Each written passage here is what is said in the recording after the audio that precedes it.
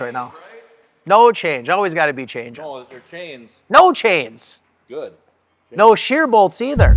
I'm just nervous about the hole in the side, but it makes sense why the hole is there to shoot the snow back in. So this is PTO drive to Correct. a pump. Correct. Nailed that.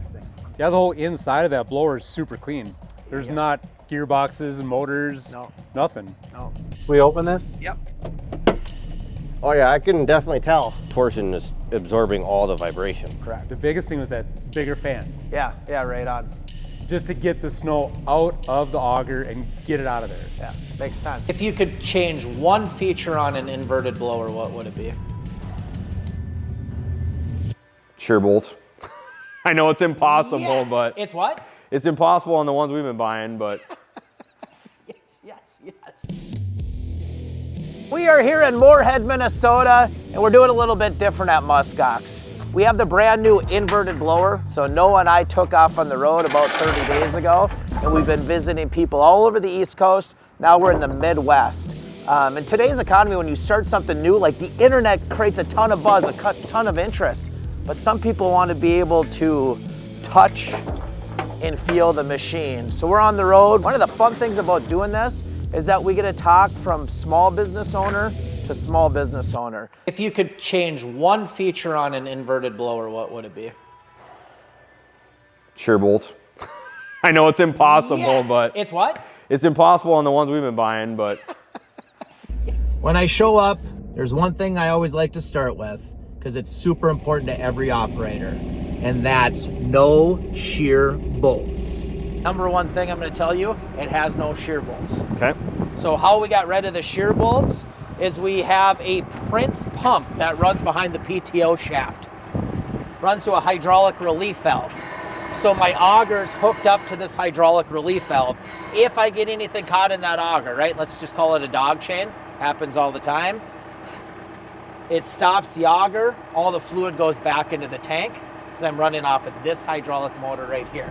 We've sold over 1,500 of our snow.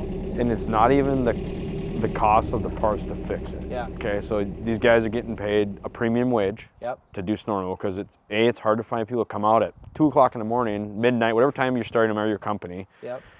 and not pay them a premium wage. Well, when you break down and you're paying a premium wage every time that second hand on the clock, it's how many dollars every 10 seconds have you just paid out for a guy to stand here? Yep. And then if you have an operator that doesn't know how to fix it, now you've got an operator standing there waiting for your mechanic or whoever to fix that machine. It's just dollar, nonstop every time that second hand moves. Yep. And that's a lot of people don't understand. Yeah, you got, let's say you're buying an $8 shear bolt, right? Yep. From Pronovost or RDO or whoever you're buying this shear bolt from, or you're buying them at Max Hardware or whatever. Yep. That $8 actually probably cost you in the end when you break one $60 because of the time it took the guy to stand there, repair it. Now you're 20 to 30 minutes behind on one shear bolt at one driveway. Yep. So now you've got customer X, Y, and Z. Every shear bolt you got to replace, your downtime is 30 minutes. If the guy knows how to get it out, or he's got to unplug the snowblower, it adds a lot of time in a night. And then you have the customer calling because they're the next customer, where the hell are you at? Exactly. Because they want you there. So now that's stressing whoever's taking that call, which is probably you, managing where all that's at. And then when you talk about that downtime on the shear bolt, this is my belief. Those operators are hard to find. The talented ones, you get them out there, they don't want to be out there doing that shear bolt. No. They want to be in that machinery getting jobs done because they enjoy that. They feel better. That's their worst part of the job, doing it. And if you can take and have equipment that doesn't have downtime where they're standing outside dealing with those shear bolts, you get better quality employees, I believe, because they like to be in the machinery. They want to finish the work. They can listen to their podcast or in a nice heated cab. Yep. Like, it gives them a better opportunity. In my belief is you find better quality workers when you have equipment that keeps them inside the machinery. 100% agree. There's always a moment when an operator gets it, and I absolutely love it. We have a Prince pump. So we use the PTO shaft. It's a huge advantage, but we have a Prince pump. This Prince pump then runs into a hydraulic relief valve. So if I do get something caught in the auger, and we've caught rugs in there, we've gotten dog chains in there, we've gotten blocks in there, cinder blocks, all sorts of things. If you get anything into that auger, the auger stops, All the oil goes back into the tank, and now I'm able to pull out whatever's inside the auger without needing to put a shear bolt in, which we live in North Dakota. And right, boys, it's 40 below sometimes when we're out doing snow. It's miserable, right? Our hands get cold. The neat thing about that is on this side, you guys can see it, and I'll describe it to you, but you also can actually control the speed of the auger. This is very important.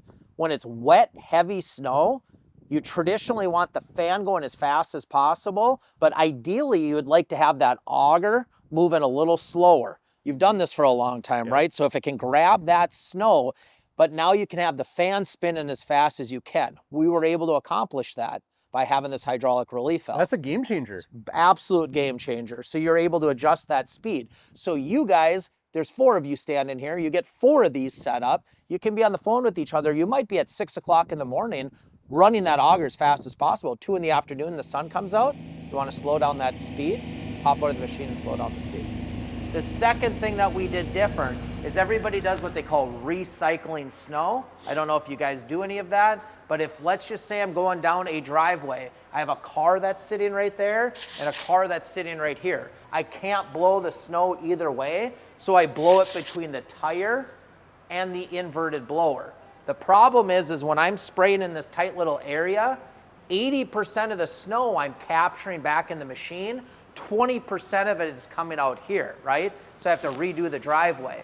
If you look on here, we call them hoppers, right? We have hoppers on each side. We actually blow the snow straight into the machine rather than front of the machine, right? Super simple. So now I'm able to do that. What's different in production is that this hole is cut all the way back to that weldment. So I have a wide open hole. The other thing that does is that when I'm out hauling snow, like on a wet, heavy snow day, this will blow your mind, and you've maybe weighed them before. We had a Pronovos. We weighed it during Easter. We got that 18 inches of snow. We had almost 300 pounds of extra weight on the machine because all that wet, heavy snow was sitting around that gearbox. Well, by having this hole all the way back to this weldment, all that snow falls right through the machine. So I've eliminated that. And you don't have a problem with like snow coming out the top, I guess, and you're pushing through? No, so it's wild when, I mean, you would take, if you have a ton of snow that's coming up here, it's 26 inches that's taken in the snow. Yeah. So you'd have everything jammed in there anyway. It's all feeding right into the auger. Got it. If you were in an environment that you did not want that, but I highly recommended not having it, we do have pre-cut holes in here so you can put a shield all the way across if you ran into an odd snow condition, because we think about shit goes wrong, right? Yeah. It happens in snow removal. It's midnight at Christmas when this shit breaks down. So we have that covered for you guys. I'm just nervous about the hole in the side, but it makes sense why the hole is there to shoot the snow back in. But it's like, if we ever have like a foot on where it's just like it's gonna overload that small area, you know, and then it'll come back out. But it's I believe like they've used it, but he's like, you know, anything up to 6-7 inches, it's going to be fine. But maybe over that, it might do something. But even then, we'd probably do them twice anyway. So I'm not too worried about it. Why has it been my experience that the blue cheese on the East Coast is excellent, and I just cannot fall in love with blue cheese in the Midwest? Well, we have what's called Axis Torsion Technology. We filed a patent on this over 2 years ago. So on the machine, we have a yoke, right? Very straightforward. We know from Oregon Trail as kids, you have a yoke. So it's allowing that machine to be able to balance back and forth. Well, what enhances it and what we did a patent on is underneath these grade A bolts, we have 2 torsion tubes, not a torsion axle, because they're not hooked together. They're 2 separate torsion tubes. So how that ends up working is that if I'm at a high point on this side, right? Like if I'm sitting on a machine, my high point is dictating what's happening on the low point, right? Yep. Because if I'm on this high point, this side's trying to lift up. Well, as you can imagine, he'll find something to set this down so we can show how it works. But you have these rods, so they're able to shift back and forth, right? That allows for equal pressure. But then when you have 3,500 pounds of down pressure with that torsion, it allows everything on those sides to reach all the way down. On this machine, he'll drop it down. It'll be pretty wild, like right there.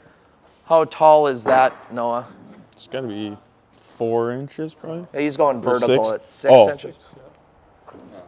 So- That might be 8. I would say that's even, yeah. So now watch as he drops this. So when he drops this down, if I was any other inverted blower other machine, right, as that side's touching over there, what would happen on that Yeah. side? It would stay up. So now being able to do this, now I create a good quality Yeah. scrape because driveways are uneven. And then if you're doing maintenance on it, this thing ran all winter long. He'll lift it up shortly, but feel this rubber on this side. Like, he gets it up. Feel the rubber on this side. Oh, it wore. Oh, yeah. Now feel over on that side or in the middle. It wears evenly. Yeah. A huge problem that I had with snowblowers doing my rental properties was we rode on shoes, Yeah.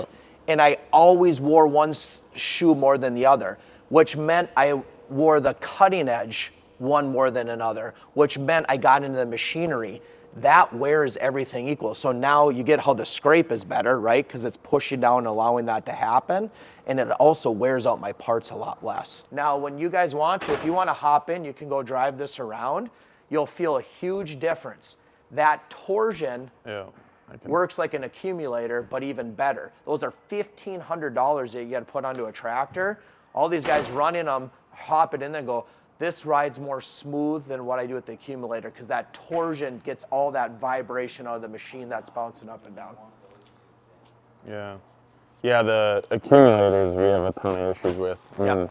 Sit there and just bounce, they just bounce. Like, Correct. So guys that had those and they hopped in this are like, I don't need that anymore. This is actually more of a Yeah. comfortable ride. So you can drive around with it.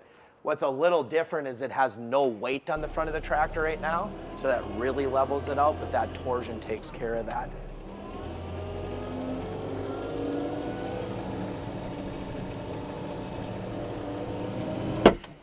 Oh yeah, I can definitely tell. The whole difference I can tell. And that is without an accumulator on them that are expensive, right? So you Right. have that, but what a difference that makes on Yeah. the back. Like I how don't- cool is that? Yeah, I can tell what you mean by light front end, but I didn't feel anything in the ass end of it. Now think when you're running for 12 hours a day, right? And then it also takes the vibration out. If you would have been running that auger and that fan, you also can get that feeling into the Yeah, cab. the wobble. The wobble in there and it's just shaking. Now you don't have that in the seat of it as well. Alex, did you want to rip around? He did. Like you could tell Alex, but It's good, right? Oh yeah. Is it better with accumulators or not? Well, it'd be hard to say until we actually have it. Is it better than the accumulator? Is it about the same? As the It's actually better than what we have because on our 4075s, yeah, we have the accumulators, but those things weigh a lot. Yeah. This doesn't. And if we could use these for doing everything with the 4075, that would save us. It's cliche, but it's true. The best wings I've ever had were out in the upstate New York, Buffalo area. Same thing. They're blue cheese. They do something different. Around here, Adam was mentioning this earlier. our blue cheese tastes like somebody stuffed a foot in your mouth around here.